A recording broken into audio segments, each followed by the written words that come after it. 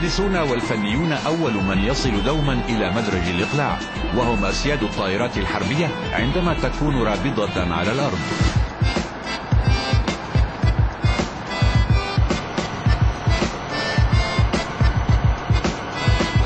قبيل الإقلاع لا أحد من المهندسين والفنيين يعرف من سيقود الطائرة التي يخدمونها.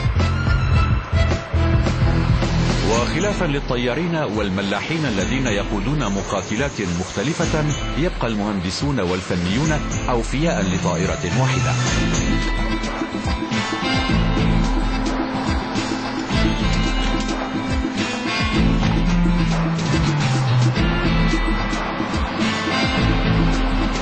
إعداد الطائرات الحربية قبيل الإقلاع يختلف في روسيا بشكل ملحوظ عما هو معتاد في القوات الجوية للعديد من بلدان حلف الناتو. ففي تلك القوات تقوم الطائرة الحربية بعدة إقلاعات متلاحقة بعد فحص يقتصر على أهم عناصرها.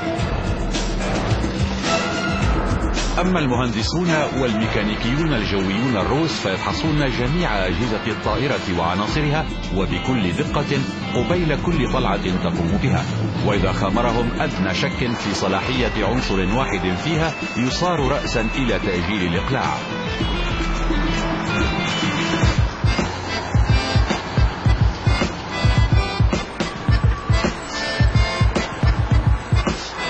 جرت العادة على تخصيص اللمسة الأخيرة في إعداد الطائرة قبيل الإقلاع لتلميع ظاهر الفانوس، والفانوس في قاموس الطيارين والفنيين هو مقدم الطائرة أو القبة الزجاجية لقمرتها.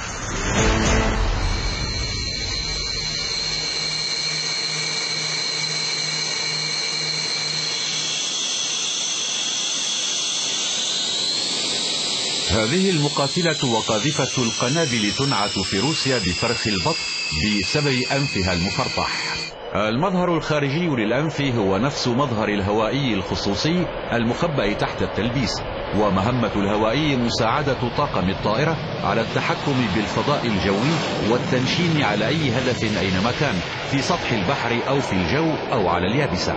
قمرة سوخوي 34 مريحة وملائمة للتحليقات الطويلة والبعيدة، وبوسع الطيارين أن يقفا بطول قامتهما في القسم الواقع خلف المقعدين، وهناك مرحاض وصندوق لتسخين الطعام. في بادئ الأمر صممت هذه الطائرة لتدريب طياري سلاح الجو البحري على الهبوط بسلام فوق متن السفينة، إلا أنها تحولت في سياق التصنيع من طائرة تدريبية إلى طراد جوي مقاتل. سوخوي 34 الطاقم قائد وملاح. السرعة القصوى 1900 كيلومتر في الساعة. مدى العمليات القتالية 1100 كيلومتر. ارتفاع التحليق 17,000 متر. الحمولة القصوى 44,360 كيلوغرام.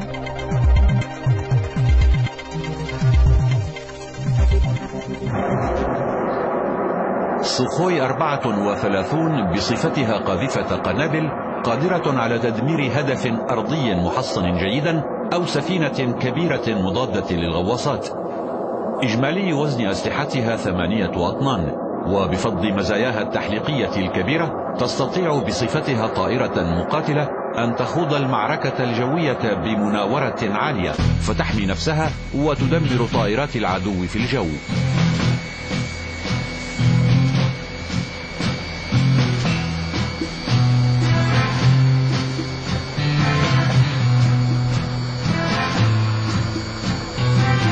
لدى كل طيار أو ملاح في روسيا تخصص معين كقيادة طائرة الهجوم أو المقاتلة أو قاذفة القنابل، ولكن مهما كان النوع الذي يختاره الطيار المستجد فإن الطريق إلى الأستاذية في القيادة لن يكون قصيرا.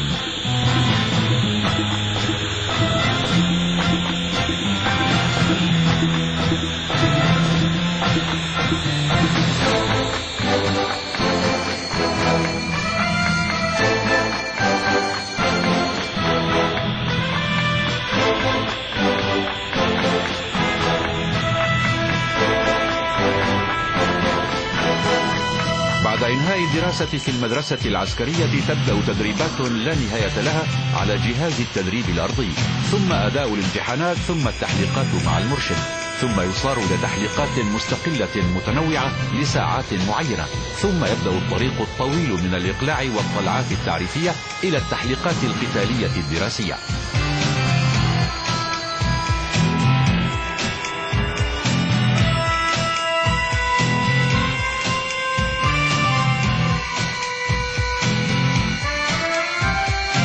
وبعد 4 سنوات من الخدمة لا أقل ولا أكثر يكون الطيار مؤهلا لتنفيذ أي مهمة في الجو تقريبا.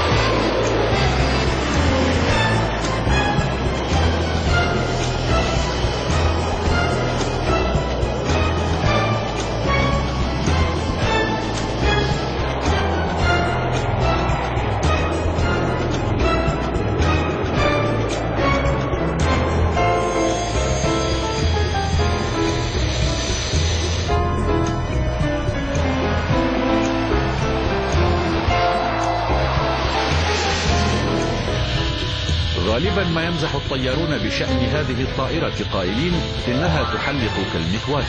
هذه الطائرة المتينة الثقيلة والمستقرة أثناء التحليق إنما هي قاذفة قنابل قادرة على تسديد الضربات بالقنابل والصواريخ إلى الأهداف ليل نهار ومهما كانت حالة الطقس.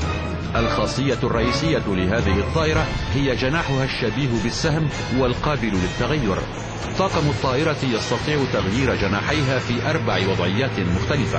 أثناء الإقلاع يستقيم الجناحان ويزيدان من قدرة الطائرة على النهوض. سخوي 24. الطاقم قائد وملاح. السرعة القصوى 1400 كيلومتر في الساعة. مدى العمليات القتالية 560 كيلومتر. ارتفاع التحليق 11,000 متر. الحمولة القصوى 39,700 كيلوغرام. رمز القوة والمتانة هو الثور أو الجاموس الذي ليس لديه أعداء من حيث المبدأ. أنا نفذت تحليقي الأول جيدا فهنأني زملائي على نجاحي، وحسب التقاليد ضربوا دعامة الشاس الأمامية بعجيزتهم، وكان ذلك أحلى انطباع ظل عالقا في ذاكرتي. عندما تقوم قاذفة القنابل سخوي 24 بالمناورة القتالية في أثناء التحليق يلتصق الجناحان ببدنها في الواقع، فتنخفض مقاومة الريح وتزداد سرعة الطائرة.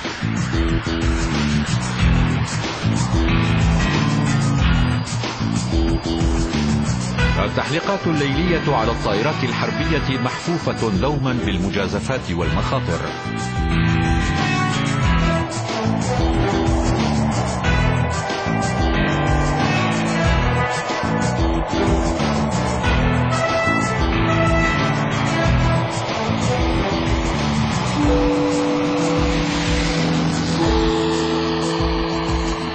في المغيب حتى الضباب الخفيف يحجب الأفق، فتختلط السماء بالأرض.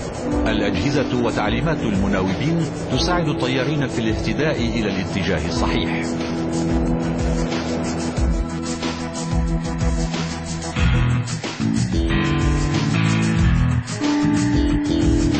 السلاح العصري الفائق الدقة يمكن الطائرات الحربية من تسديد الضربات إلى الأهداف الأرضية مهما كانت حالة الجو وشدة ظلام الليل.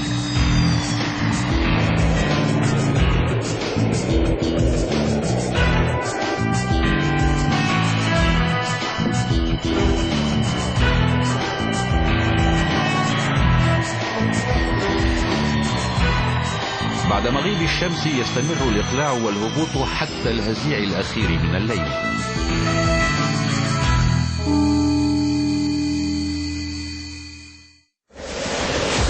معشوقة الجماهير، أخبارها وأرقامها، نجومها وجوائزها، في برنامج رياضة 26.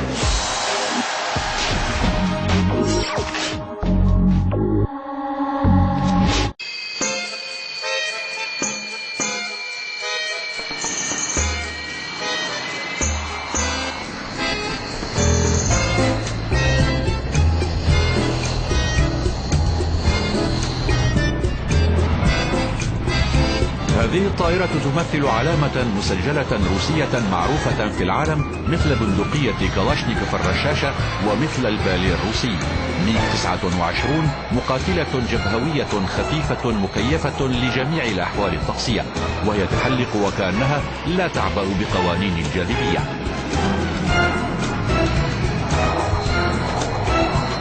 نظرا لثباتها في المناورة، حصلت ميغ 29 على توصيف نقطة الارتكاز والإسناد حسب تصنيفات حلف الناتو.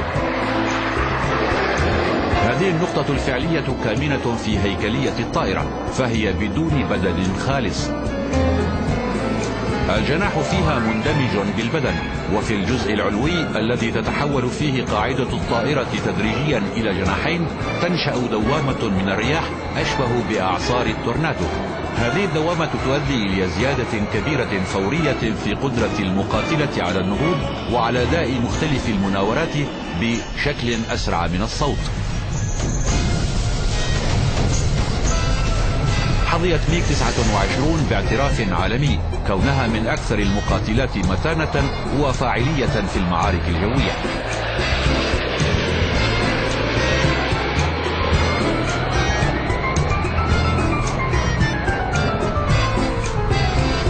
سئل أحد المصممين ذات مرة ما الذي يحمل الطائرة على البقاء في الجو أثناء أداء الحركات البهلوانية التي تفوق التصور، فأجاب: مئات الآلاف من الأيدي التي صنعتها.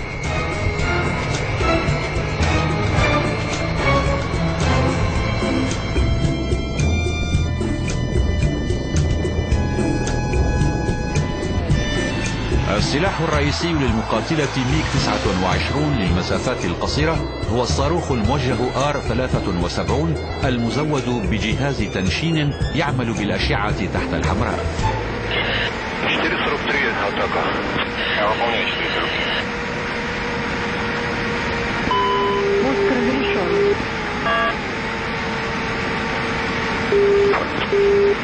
Наблюдал работу 443. Прям под стрелки попал. Остается 443 на первом. Выполняйте первый.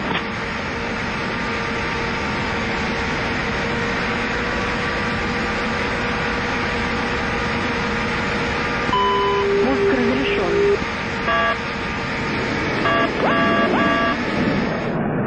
قائد المقاتلة يستطيع استخدام الصواريخ وقذائف المدفع أثناء قيامه في الجو بأية مناورات كانت.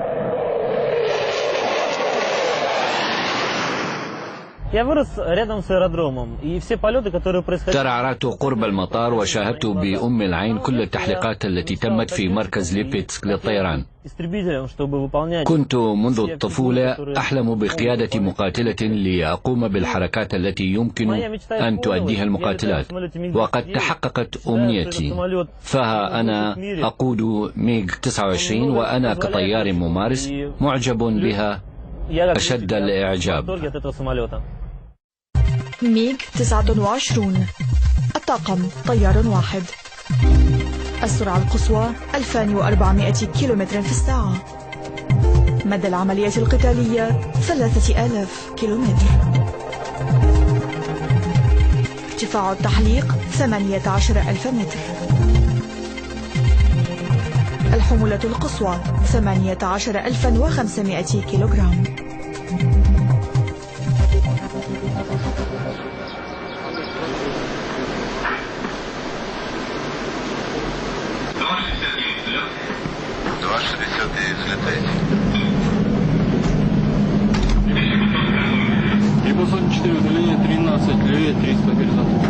في سلاح الجو الروسي لكل طائرة مقاتلة رقمها الخاص، وخلال المكالمات بين الطيار ونقطة المناوبة لا أحد يذكر نوع الطائرة أبدا، فتستخدم الأرقام وحدها.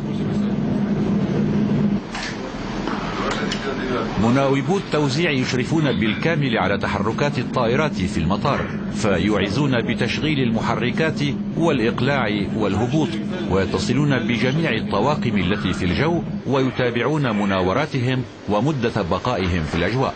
إلى هنا تصل المعلومات من طائرات الركاب التي تحلق على مسافة 100 كيلومتر حول مركز الطيران، وبناء على تلك المعلومات تتوجه الطائرات الحربية لأداء مهمات التحليق في المناطق الجوية الخالية من الطائرات المدنية.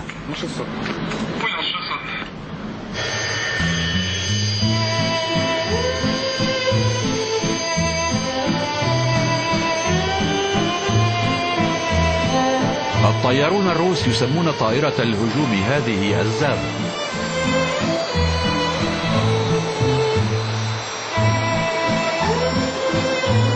وقد تم تعميدها القتالي في بداية ثمانينات القرن العشرين أثناء حرب الاتحاد السوفيتي في أفغانستان. الطيارون يحبون سوخوي 25 بخاصة لديمومتها الطويلة.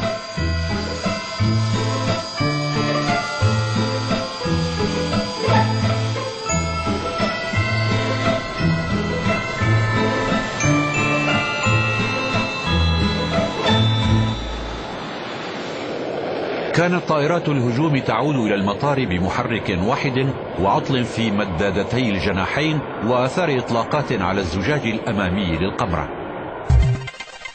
سوخوي 25. الطاقم طيار واحد. السرعة القصوى 1000 كيلومتر في الساعة. مدى العملية القتالية 1250 كيلومتر. ارتفاع التحليق 7000 متر. الحمولة القصوى 19000 كيلوغرام.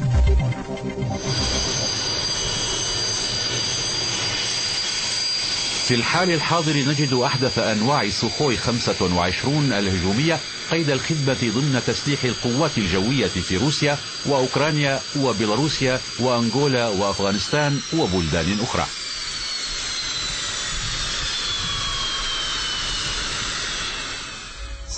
سوخوي 25 طائرة هجوم مخصصة لإسناد القوات البرية في ميدان القتال مباشرة.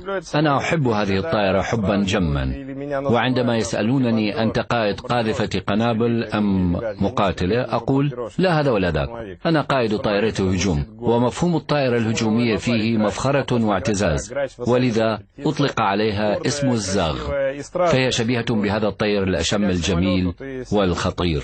عندما أقترب من هذه الطائرة أحييها من دون كلمات، وأوحي لها بأن تستعد للتحليق، ولسان حالي يقول هيا يا رفيقتي سنقلع وأنا وإياك الآن وسيكون كل شيء على ما يرام. لدينا تقليل ينص على أن الملازم الذي يقلع لأول مرة على طائرة سوخوي 25 يوزع السجائر بعد أن يعود، ويهدي علبة غير مفتوحة وموقعة للذكرى. أنا دربت 6 طيارين وأحتفظ في البيت بكل علب السجائر المهداة لي.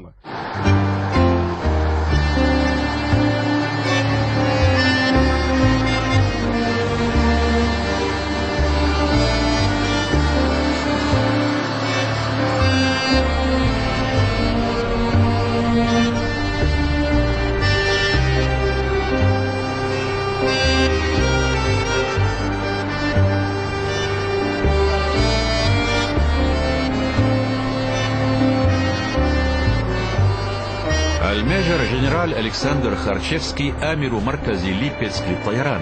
تحت إشرافه يتدرب الطيارون على الأرض لإتقان التحليق الجماعي والطيران البهلواني. في الجو يقوم الطيارون بنفس هذه المناورات على مقاتلات سوخوي 27. هذا هو فريق الطيارين الشهير المعروف باسم صقور روسيا. يقال عنهم إنهم لا يحلقون في الأجواء بل يرقصون هناك.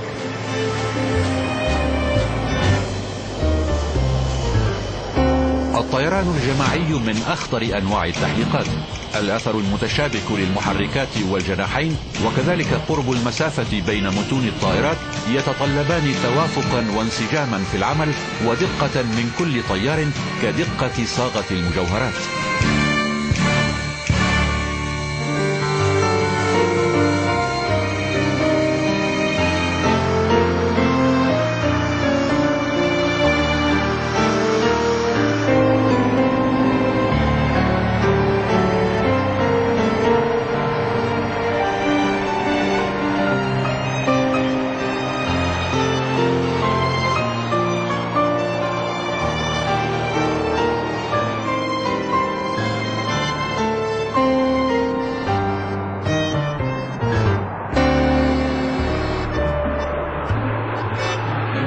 بالإضافة إلى جمال المشهد البهلواني يؤدي الطيران الجماعي مهمات قتالية أيضا.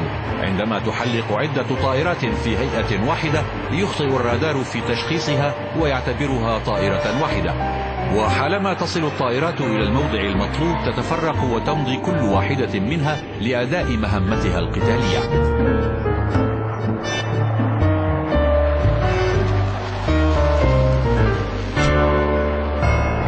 ألكسندر خارتشيفسكي يؤدي تحليقا بهلوانيا انفراديا.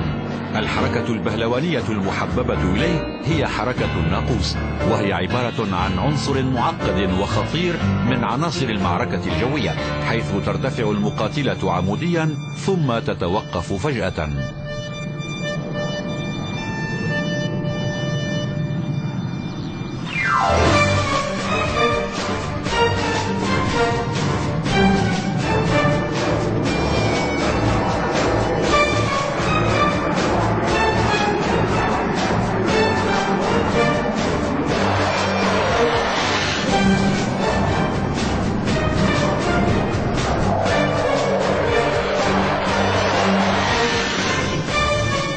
سوخوي 27 تجمع بين الهيكلية الأمثل للطيارة الشراعية وبين المحركات الجبارة، ما يساعدها على البقاء معلقة في الجو على أوطى ارتفاع وبأدنى سرعة.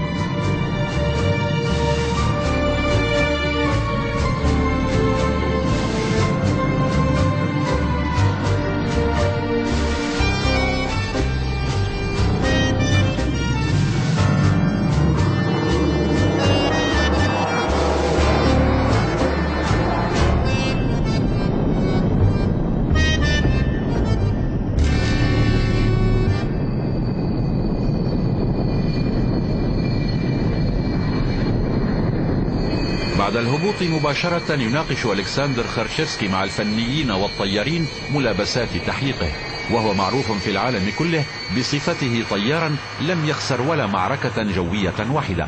في أجواء المحيط الأطلسي تفوق بطائرته سوخوي 27 على الطيارين الأمريكيين ومقاتلاتهم F-15D في المناورات التدريبية، وعرض عليه الفرنسيون المشاركة في معركة جوية على متن طائرتهم المقاتلة ميراج 2000.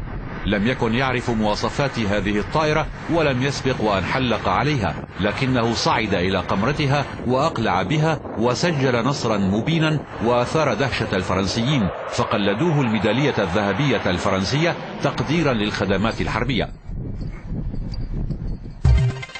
سوخوي 27 الطاقم طيار واحد، السرعة القصوى 2500 كيلومتر في الساعة،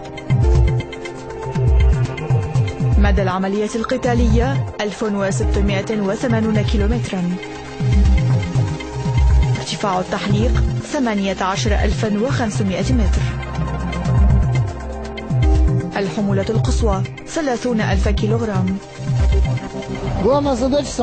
المهمة الرئيسية لطائرة سوخوي 27 ذات الديناميكية الهوائية الرائعة هي التفوق في الجو، ومن الصعب القول ما إذا كان الطيار المتواجد على متن طيارة أحدث أو من الجيل الثاني سيتفوق أم لا، فكل شيء يتوقف أولا على الطيار نفسه وثانيا على ظروف المناورة التي تنشب فيها المعركة. فالطيار الذي يلمح الهدف قبل غريمه ويوفر ملابسات استخدام السلاح يكسب المعركة.